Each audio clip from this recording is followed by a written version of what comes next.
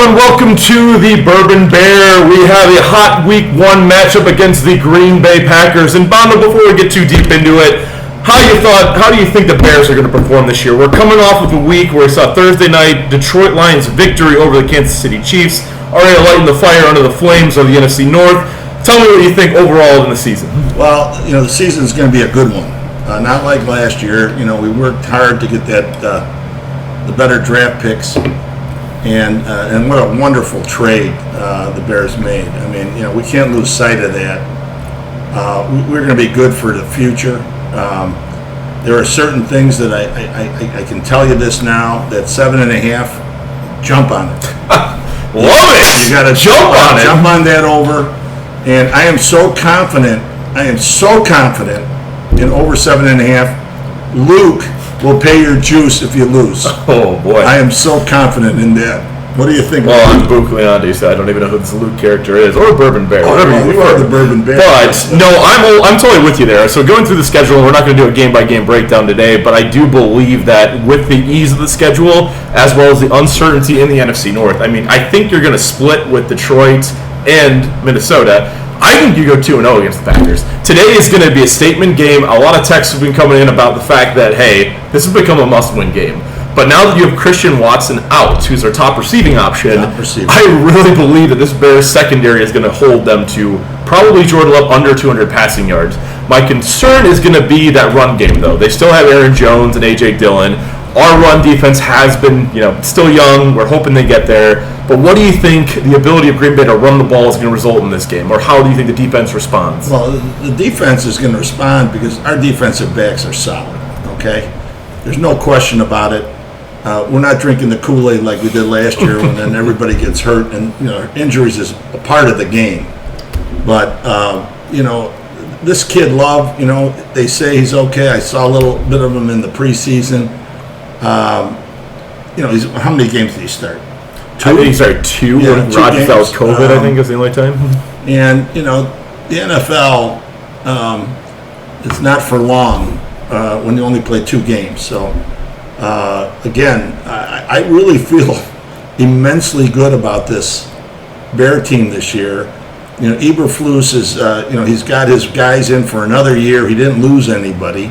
The continuity is really important. And I just feel really, really good. So you touched on Eberflus. So right now he's got the 4th best odds in Vegas for Coach of the Year, which I thought was kind of shocking. That's a pretty big revelation that a lot of people have a lot of faith in him.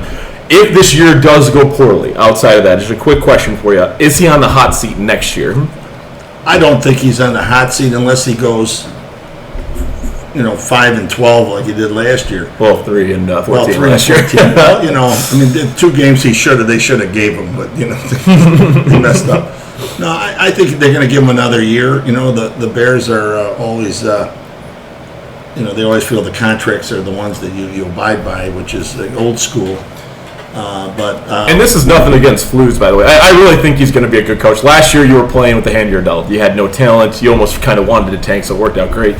But this year, if you win less than 5 games, then I think there's a button. You've got to kind of come to a conclusion that maybe he's not the guy for us. But turning around from that, though, Justin Fields, everyone wants him to take the next step this year.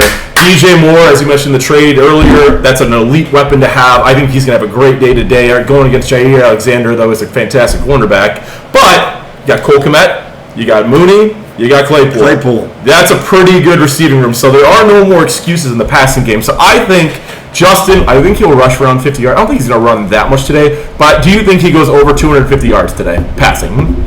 Running and passing, yes. Running and passing? Yes. Not passing. No, I think, he's going to, they didn't show a lot in the preseason. And well, he didn't play a lot in the preseason, but they didn't show a lot. I think, he's got that innate ability to know when he's in trouble, he runs. And Green Bay can't defend that. No. Nobody can. And starting linebacker is on a snap count today, too, for Green Bay. Right. Yeah. I read that this morning. It's like a tsunami coming at you this year with the Bears. Yep. They're going to be fun to watch. Now injuries are part of the game, but their offensive line, it's a little concern, but I see Whitehair is going to be at guard, and I like that. I like that he can. So you're already jumping my next question, so I'll go right into it. Though, is the offensive line, because obviously you get Nate Davis out of Tennessee, not out of Tennessee, from the Titans, right. And then you also get Darnell Wright, actually from Tennessee, the Volunteer.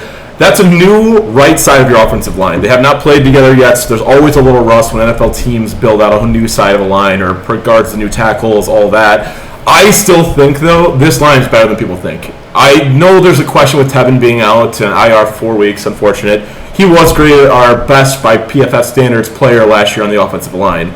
So it stinks to be missing him right now, but Braxton Jones delivered last year. That's a lot of expectations for a 5th-round tackle, and then obviously Darnell Wright being a 1st-round tackle drafted. I think that's going to be a wombo combo, and this line's going to perform. So give me, and I'm not going to ask specific, but bottom half or top half of the 32 teams in the NFL where the line falls, you think? Well, I'm going to add something. Go ahead. The Bears have 3 tight ends that know how to block. And they are good. Kmet was one of the best blocking tight ends in the whole league last year. Mm-hmm. And you got Tunyon, who's known for a blocking tight end, and the other kid. Tunyon's more of a receiver, though. Yeah, that's what he's known for. He's a good blocker too. Okay. Don't underestimate that. And then the other guy's really a blocker. Mercedes Lewis, the old man, it's just staying in the NFL. Still staying in the NFL. God bless him. I think he's the only guy in the league older than me. Well, that's all. That's all great. So just give me a score prediction, and we'll hop into your bets because we have limited time here. But I understand that, but we don't want to rush into it too quickly because last year, as you all know, I was the hit on the podcast. I was the hit. Not because of the hat or the sunglasses. It's the Bondo. And by the way, if you recall last year, I was 3-0 in the Super Bowl. I had Kansas City money line and over. So I hope you guys remember all this because I know most bettors have a short memory. So, you want me to go into my picks now? No, I want you to start with the Bears. The people want that content before they log that's up. Easy. Okay. So I have the Bears today, and this is going to be a very hot take. I have the Bears at 31-17 victory over the Packers.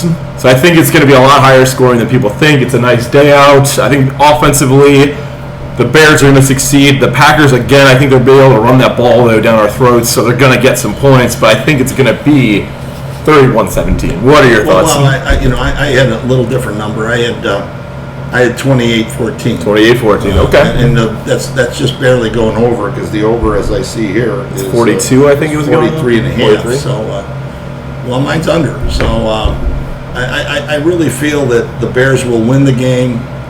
I would bet the Bears on the money line. I'm so confident in that. And again, I'm not going with that over and under, but those 2 bets, the money line Bears and the Bears minus the 1.5. Again, if I lose my bets, Luke will cover the juice. You guys know Luke, and he's good for covering it. And I know week 1 though is always a kind of a sheep or shaky week of betting, just because no one knows what teams are going to be. There's always some crazy upsets. So I want you to hop right in though. Give us Bondo's bets for week 1. Well, as you guys all know, my reputation and my percentage last year, it was out of this world.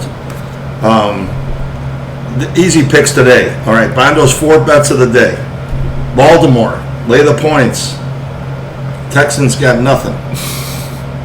You take Jacksonville over Indy. There's a lot of problems over at Indy. I'm thinking these teams with a lot of problems in their so far this year. Washington Redskins playing the Arizona. I like that one. I think there's a lot of crazy in Arizona. What's going on there? And my money is where my mouth is. The Bears. The Bears. Luke, do you live in it? Bears. No, but again, week 1 I'll step out, but the next couple of weeks I'll get some bets out there. But I do like that you've got to define, because this year we are tracking Bondo's bets, so we can't tell you who's going to be. We're tracking Bondo's bets this year, so you there's guys no all know. And by the way, once this thing's rocketing like I did last year, we're going to charge you guys for this podcast, and there's no more freebies. We'll give you one freebie. We'll concede that. I'm a man of the people. The Bondo's bets with the hat. You got to trust the guy in the hat. That's a fact. I'm a man of the people. So that's all we have for today, ladies and gentlemen. Bear down. This is a big day, a big week 1 matchup for the NFC North for that title we're so craving. And hey, Fields, is he the guy? In our opinion, yes. Bear Thank down. you, Bears fans, and bear down. Bear down. Give me the knuckle. You'll leave me hanging again. God. Jesus. We're not rich enough that people do this.